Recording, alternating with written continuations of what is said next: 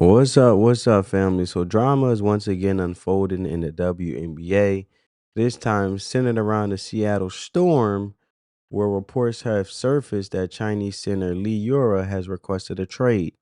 The timing is shocking just 8 games into the season, and the rumors behind the move are lighting up social media all over the board, which we'll get into in a minute, and I'll show you guys the sentiment and what people are saying. But at the center of it all, allegations involving teammate Lexi Brown. So we're gonna break this down not just for gossip, but from a basketball, financial, and business perspective that puts real context behind what happening. So first, from a pure basketball perspective, Lee Ura's situation reflects a deeper issue around player roles and rotation strategy. The Storm's front court is stacked. You got Izzy Magberger, and excuse me if I botch any names. You know what I'm saying? It's not intentional, and I'm always open to the possibility of being wrong. But Izzy Magberger is a defensive anchor. You got Nika Agwamike. I can't get that name right, that last name. But you got Nika Aquamike. Okay, there we go. Brings veteran leadership and scoring punch. On top of that, you got rookie Dominique um, Malonga is starting to make waves, even in limited minutes. And she's showing mobility, rim protection, and hustle that coaches love. And that puts Lee Yura in a tough spot. She's not starting. Her minutes are limited. Now there's pressure from younger talent.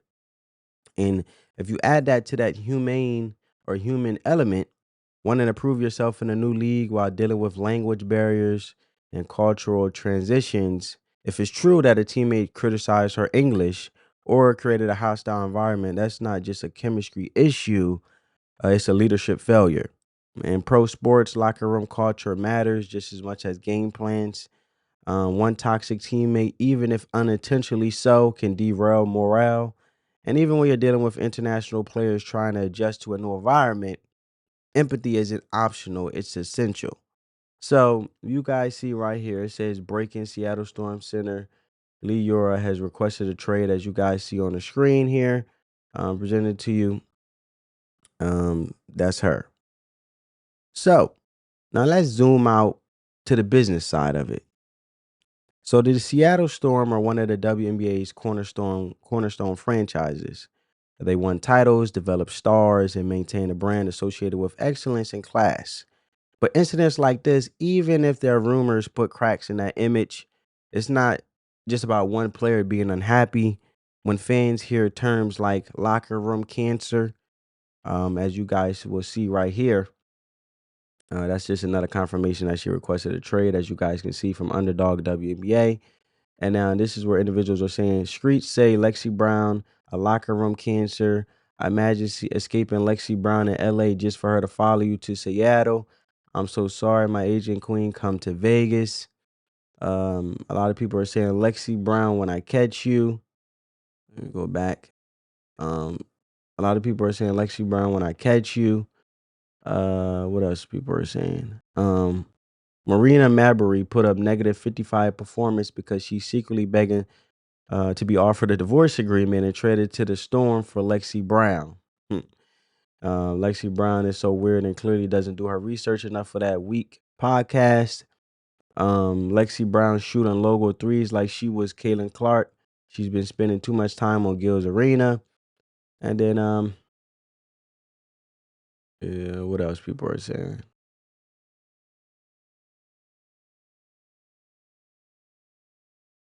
Lexi Brown, that poor excuse of Dawn Staley. Product. Okay, so you guys get the gist, right? You guys get the gist of the sentiment of the overall people. But this was the comment that I was talking about her being a locker room cancer. So when you hear rumors like that, and see players wanting out after just a few games, it signals something deeper, potential dysfunction in the organization, that affects everything from fan loyalty to sponsorship negotiations. And you can't pitch corporate partners or empowering women in sports if your own house looks divided. And in the WNBA, where teams are still fighting for media coverage and market growth, image management is part of the business model. So from a financial perspective, trades in the WNBA aren't just about upgrading talent. They're about balancing salary caps, maintaining roster flexibility, because we all know that they have 11 to 12 person roster, and protecting team investments. So the league operates with a hard salary cap, which means front offices have to be meticulous about every dollar they spend. And in this case, Yueru, Yueru is on a reasonable contract, but trading her too soon could reflect poorly on the Storm's front office, especially if she thrives elsewhere. And Lexi Brown, though talented, isn't a max player either. But if she's seen as a disruptive presence, allegedly, I just want to throw that out there, her trade value drops, of course. And that's how locker room reputation can directly affect a player's financial worth in the league. Perception becomes part of valuation.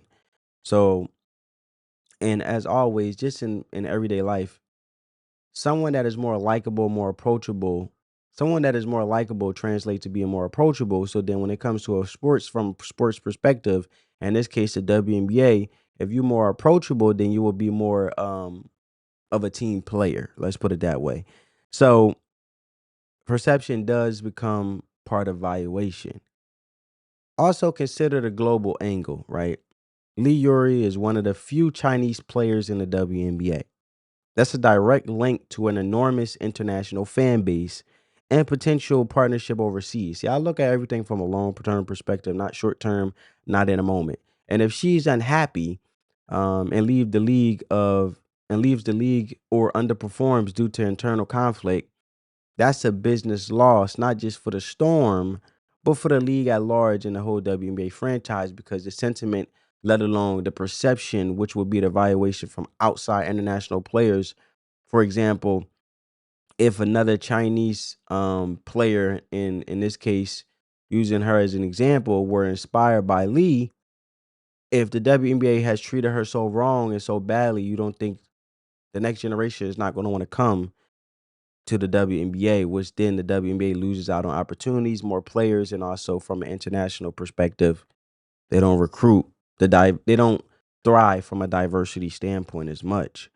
But I want you guys to see this clip of Lexi Brown and her little podcast and what she had to say, and then I'll talk more about it, and then I want to get you guys' thoughts in the comments as I close.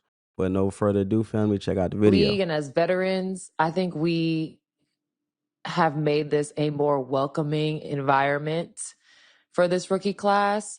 Not saying that last year it was like overly hostile by any means, but I feel like one, because I haven't seen it because I haven't been online, the energy feels different this year. Like, as far as these rookies coming in and how the season's starting, like it's overwhelmingly more positive, but also still very competitive.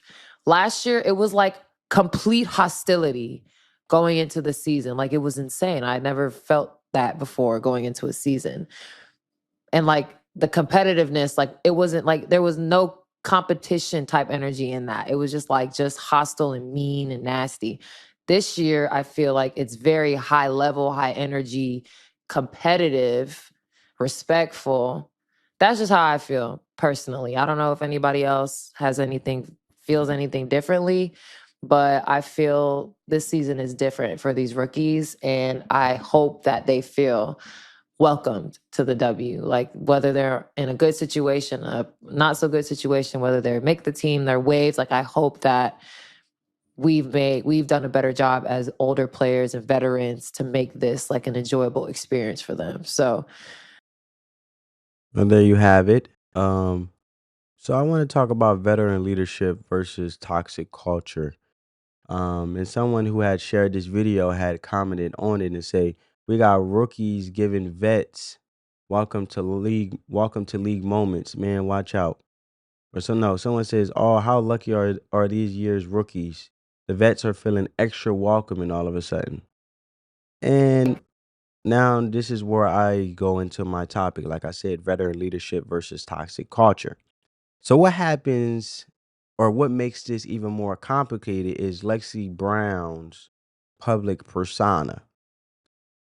She's been outspoken about the need for better conditions and transparency in the WNBA, and she has strong moments on her podcast where, like you just heard in her podcast from this clip about last season's hostile energy, and tried to position herself as a voice of progress. But if she's now part of the problem, if players are requesting trades because of her behavior, it undermines her entire message, right? She's very hypocritical, and she'll be looking like she's deflecting because the very thing of her saying that last season was hostile and she's becoming a hostile person all of a sudden this new season, then you had to be part of the hostility 9 times out of 10 from last season too, right?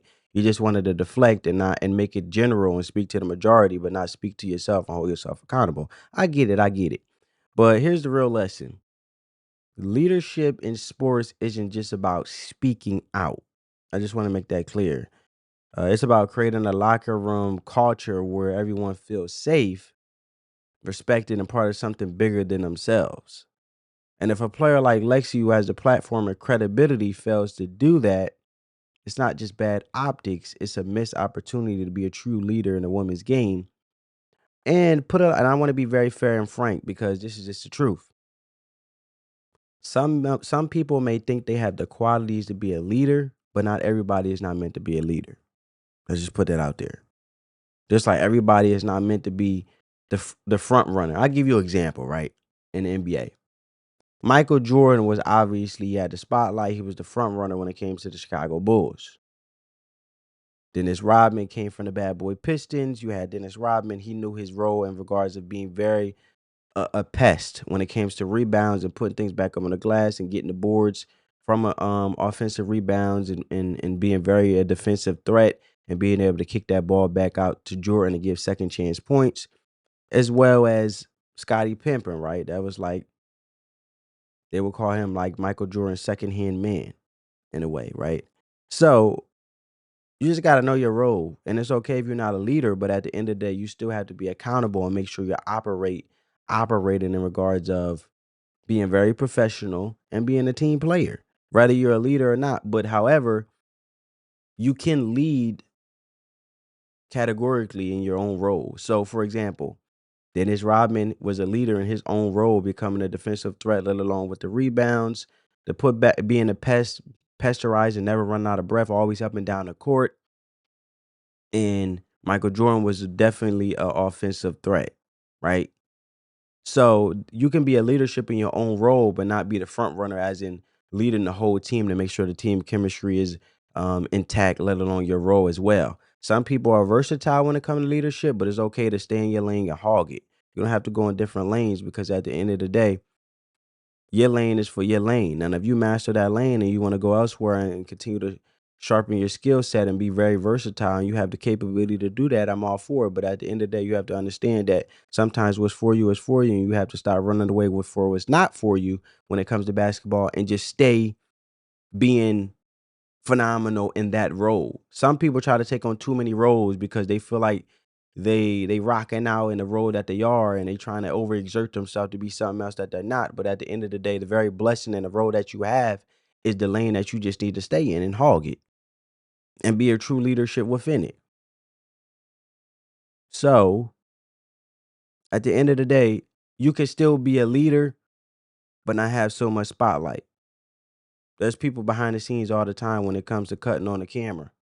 You have people that do things like the lightning and the camera, putting up the camera and the camera effects and all that, right? When it comes to, let's say, for example, movies, right?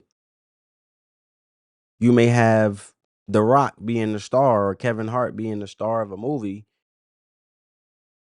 but at the end of the day, the people that do the stunts and stuff like that, if it's an action movie, they are a leader in their own roles as well, taking on a dangerous job, putting on all these stunts just to have those cinematic effects to make the movie more in depth and more effective. It's the same thing with sports.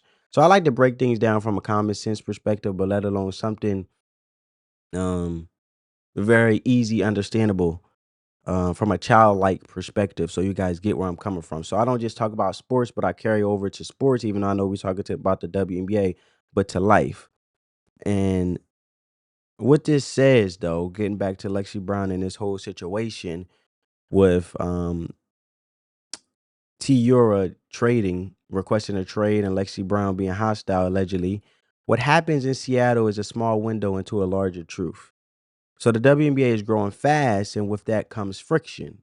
More talent is entering the league, and then there are roster spots, right? Players are more vocal, fans are more invested, and the margin for error on the court and off is shrinking. And teams that can't manage personalities, communicate clearly, or adapt culturally will fall behind. And players who do not contribute to a healthy team culture will see their careers stall no matter how talented they are. At the end of the day, this isn't just about Lexi versus a Lee story. It's a test case for the how the WNBA handles internal conflict, player development, and global talent integration. If you want to be honest, so while people on Twitter are dragging names and fans are choosing sides, smart teams and smart fans are asking bigger questions. And in my case, I'm asking you guys to let me know down in the comments below. How do you support international players in a league that still is very US or United States centric, right? How do you hold teammates accountable without creating a toxic work environment in this case? Because it's still her job. And how does a league like the WNBA evolve fast enough to handle all of this growth? In my opinion, I believe the league needs systems. They need a systematic approach so they can keep things in line so they stay organized. Because if you operate out of chaos, that's why the league is up in flames now, or I should say always up in an uproar, because there's so many different things going on, but there's no type of intention or the front offices, let alone the commissioner, being intentional when it comes to creating systems, when it comes to um I'll give you an example. When it comes to media training, right? How these individuals operate when it comes to being interviewed. You seen that whole Brittany Griner situation where she was cursing out the ref instead of taking on the post post game interview after the game.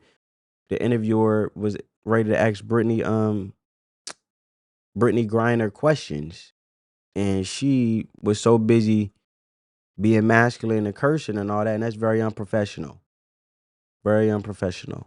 So systems when it comes to media training, knowing how to operate and answer questions, and that's your job to engage, because that also creates engagement or more insight to your personality as a player for fans to see on national TV.